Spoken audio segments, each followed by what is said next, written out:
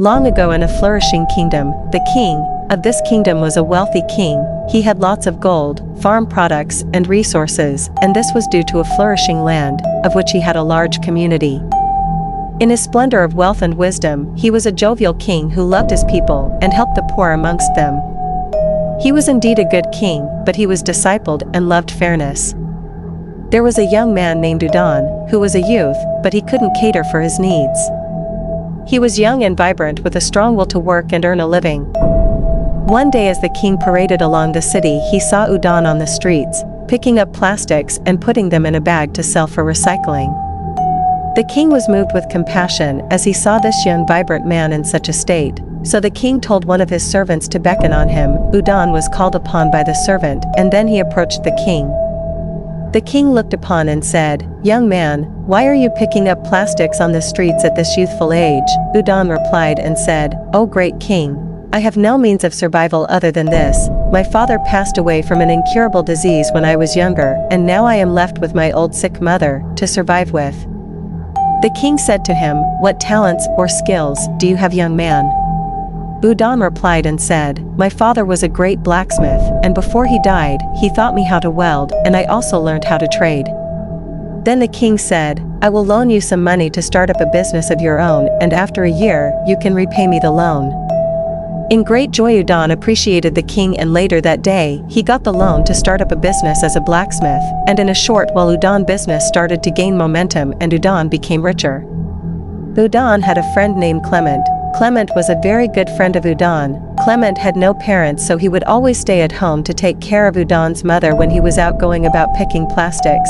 But after Udon began his business, Clement worked as an assistant to Udon in his workshop. After 6 months and Udon's status had changed, Clement requested for a little loan from Udon to start up his own business, now that Udon was making enough money to employ few workers. Udon lent him the money, and then he became angry that Clement didn't want to keep working as his assistant. In a little while Udon began to make new friends with more people of his caliber and neglected Clement since he already loaned him money and he was now on his own. A year passed and it was time for Udon to repay the king back his money, but Udon had not gathered up the amount that was he loaned by the king, as he was now living a luxurious life and forgot to save up for the loan he got. The king summoned for him and was brought to the king. The king said to him, "I am a compassionate king, but I love discipline and honesty. I loaned you some money, and now the time is due for you to repay me."